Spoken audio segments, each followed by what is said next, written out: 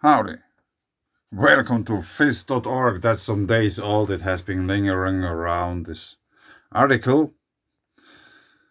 And growth of forests may have contributed to extinction of large mammals in Central Europe 11,000 years ago. The growth of forests. Herds of megafauna such as mammoth and bison have roamed the prehistoric plains in what is today's Central Europe for several tens of thousands of years. As woodland expanded at the end of the last ice age, the numbers of these animals declined, and by roughly 11,000 years ago, they had completely vanished from this region. Thus, the growth of forests was the main factor that determined the extinction of such megafauna in Central Europe.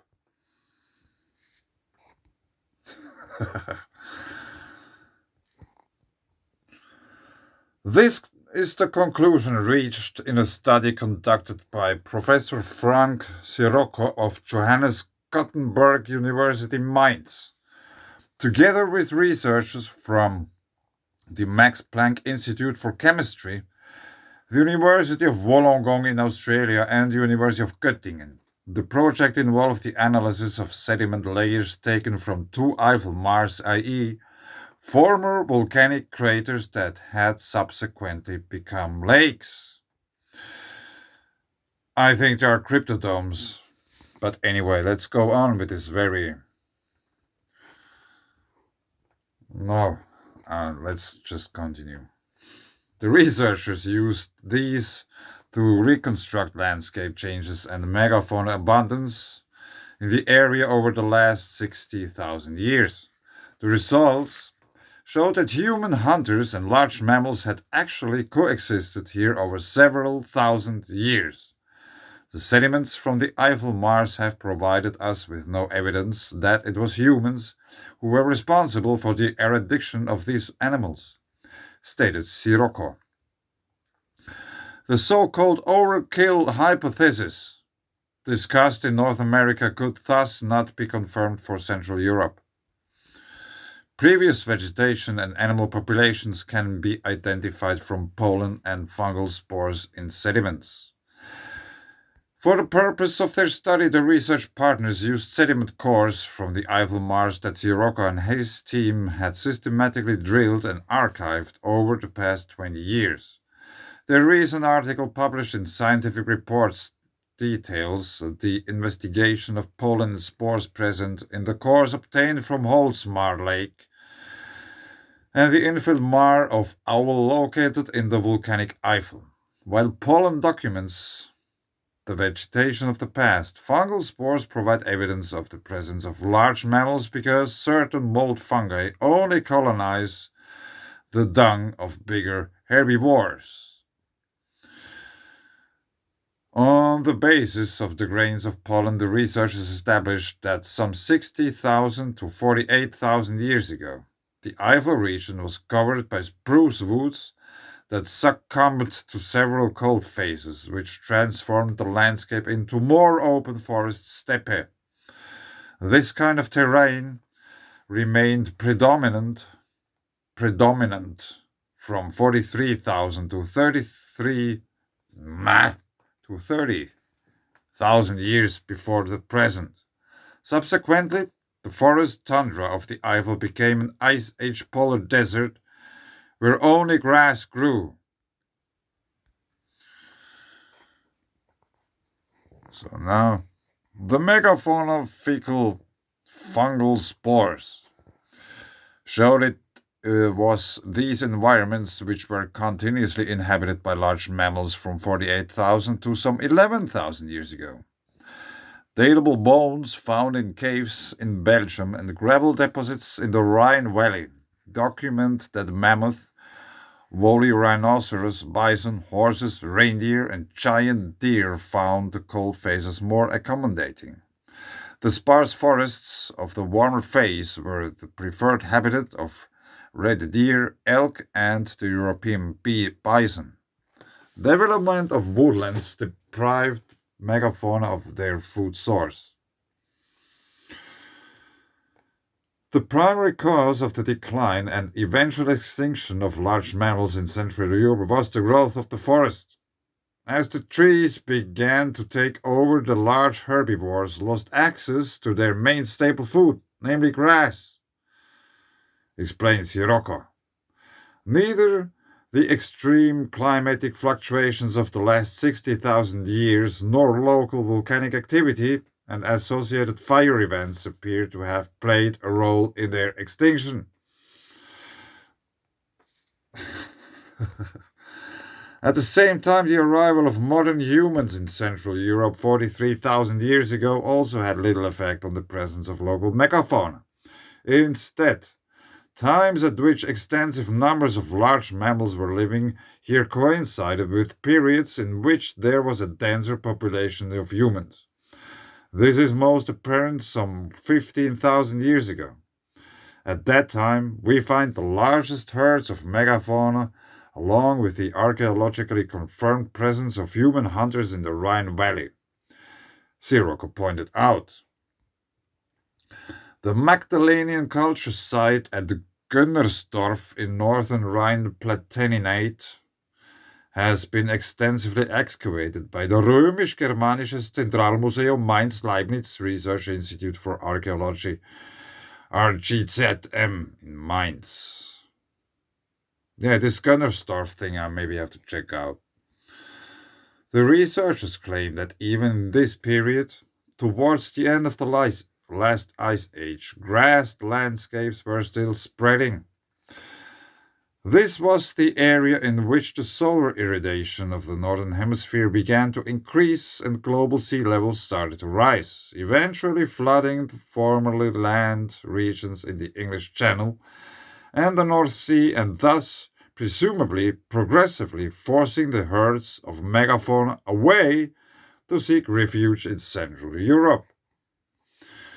This many late glacial Mar lakes, no, the many late glacial Mar lakes and silted up swamps and dried out maars in the Eifel region must have proved particularly attractive to megafauna, concluded Sirocco. And it was the resultant large herds that must have enticed the late Ice Age hunters. Sediments of the Eifel Marsh do not substantiate the overkill hypothesis. According to the research team, the fact that hunters and megafauna occupied the same region concurrently demonstrates that human beings did not cause the disappearance of large mammals from Central Europe. In other words, the Mars sediments of the Eifel region do not furnish proof that the overkill hypothesis put forward for North America can be corroborated here. What a strange sentence. The large mammals migrated away only when birch forest began to predominate in the terrain 13,300 years ago. From 11,000 years ago, there is no longer evidence of the presence of large herds of megafauna as thick woods had taken over the Eifel, a setting in which large mammals could not survive. So, how does this have to be imagined? Like, a woolly mammoth standing there and just all of a sudden notice, oh damn, there's trees all over the place. I cannot move anymore. What? That's somehow very strange. Strange story. In a way, I thought that's somehow very strange. There is no talk about whatever sun cycles or repeating ice ages and repeating cycles of nature in general. Cave paintings which are depicting these kind of animals. And after the event, there is no animals and no people. Just somewhere, and they start all over again. Which is very interesting. It's not mentioned here. And the Eiffel volcanoes in Germany. I have one of my own theories about that. I won't dive now too much into that. Uh, there is still. Let's go there. Yeah, that's actually still from America. I wanted to check this out. I didn't do it yet. A gem shop in the vicinity of the quake in California. I bet they have something to clean up there, which is a real pity. I just would also like to know how many of those pieces are from the region. There must be a reason why they have this kind of very amazing stuff there. Petrified wood and everything. Gem mineral shop. Chapman. There's a dinosaur. But anyway, we wanted to check out Germany. Maybe I have to zoom out a bit more. This was too much. Where is it? Somewhere here. How close do we get? We missed quite a bit. We seem to be in Russia, Lithuania.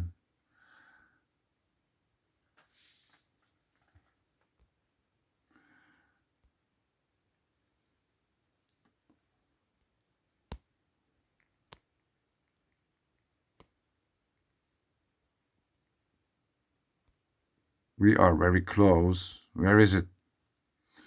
Koblenz.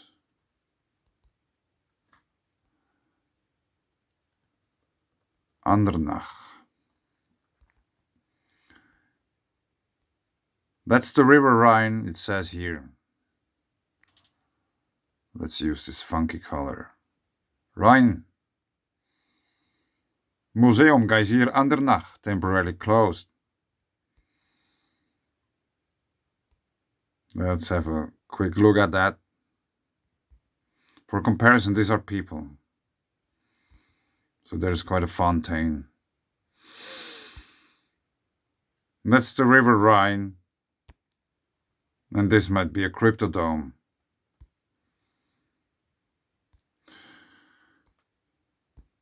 Andernach Geyser is the highest cold water geyser in the world.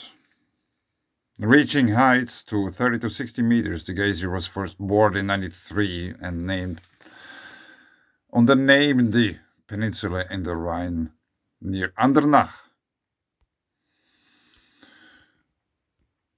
The highest cold water geyser in the world. And here we have the Lacher Lake.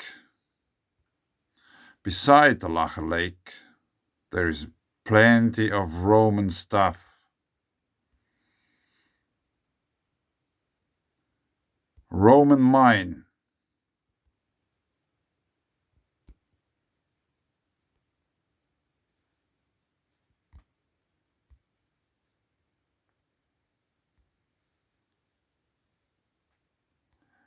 And I somehow really wonder, those people who were excavating this, literally, how much they really had to excavate, I don't know. But did they wonder why they had to excavate that in the first place? There might be sediments and water which have buried all the sites.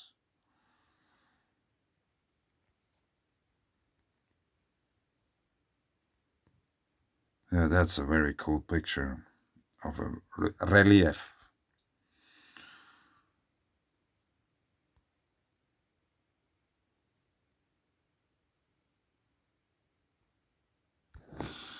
But anyway, once again, the same thing. Not exactly. I had a screenshot. I was somewhere in Germany as well, and there was this kind of museum from the Romans. And check it out, what a thunderbolt. It has wings, it has two different kinds of lightning elements, or however you want to put it. The other one was better.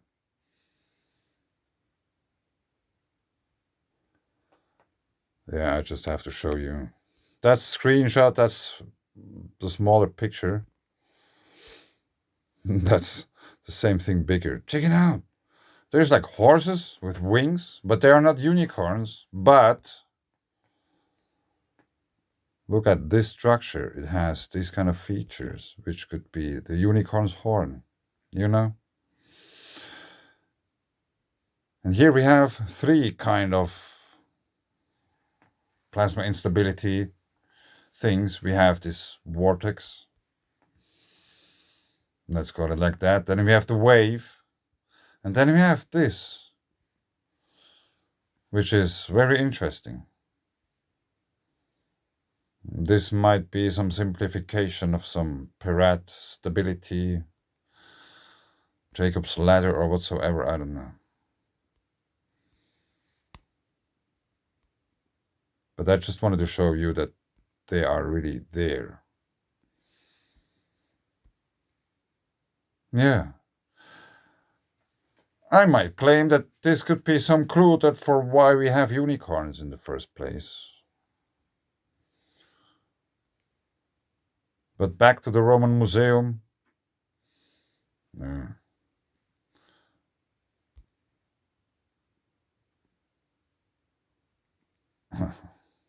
Rather crude figure.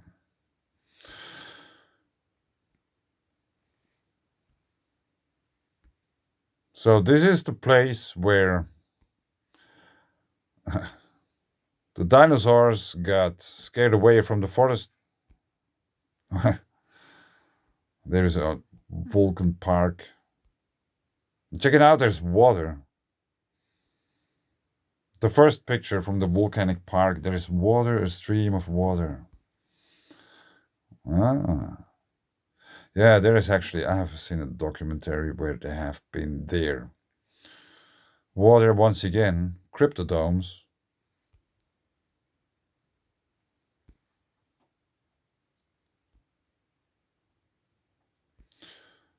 Yes, maybe I have to make a search about old maps about these regions. There has been something bigger in Andernach already in ancient times, or not so ancient or whatsoever. There is a volcano, there is a volcano, here is a volcano, here is a volcano. Here is a bunch of them.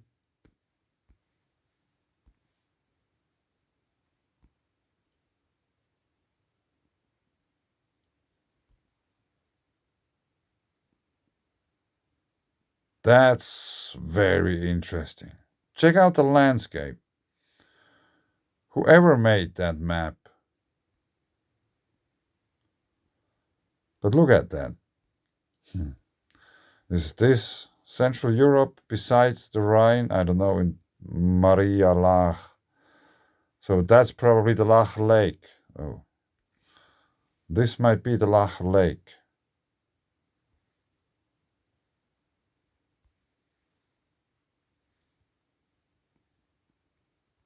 Andernach, that's the River Rhine.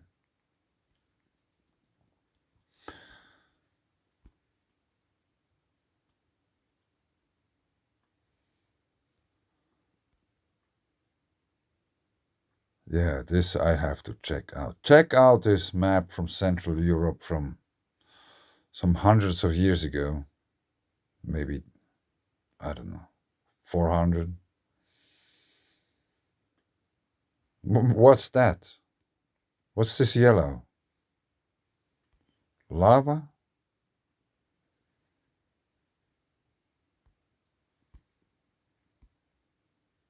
What?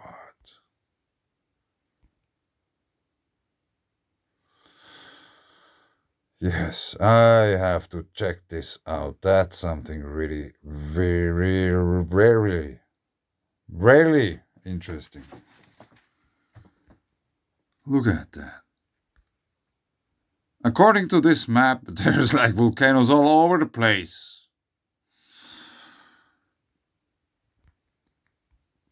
And some might be even seem to erupt. Now, I really would like to know what is number 8. What this is like. I need this map. What is going on? Why is no one talking about that?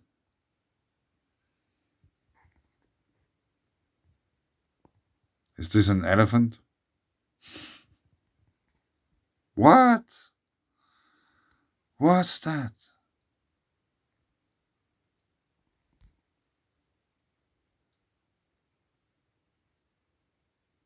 I.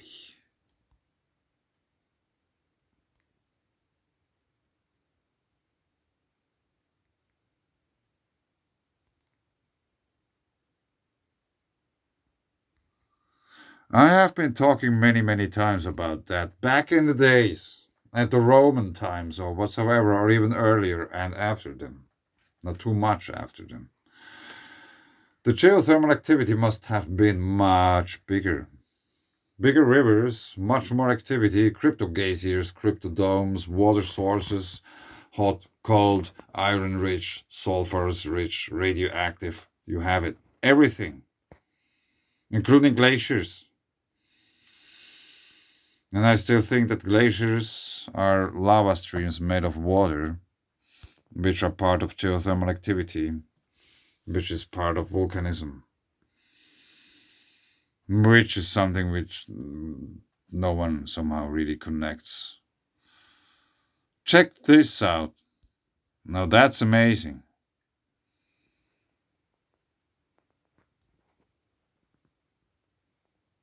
Andernach.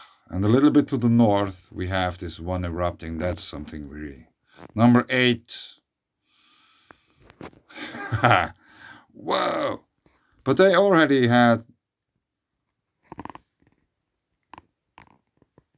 trains? What?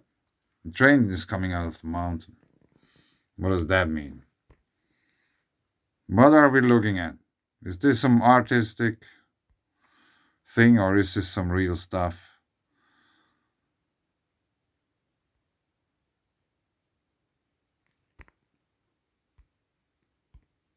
Any more of those? Yeah, there's a volcano also here. He's very friendly. He provides everyone with water. These are those boats which they used in the river.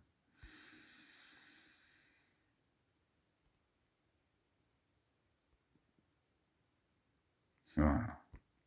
Yeah, but I think I leave it here. There is something I have to figure out about this map. What's that map? If anyone knows about this map, more water. Let's go back to this map. That was something very mind blowing.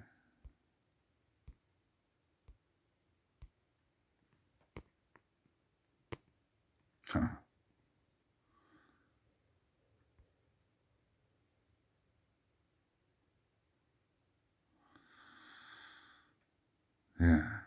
Is this lava? What is going on?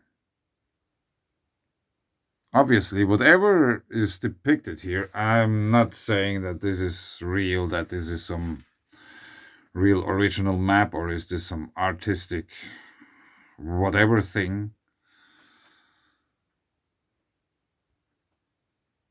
There is a road or a river or whatever going through here. And this is going over it at least 3 places.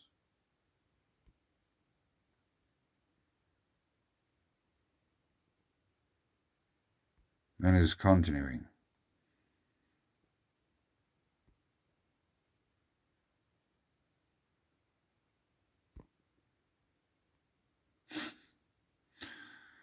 "14, 11, 10. Like, I really would like to know what's going on here. Gotenheim, Mayen.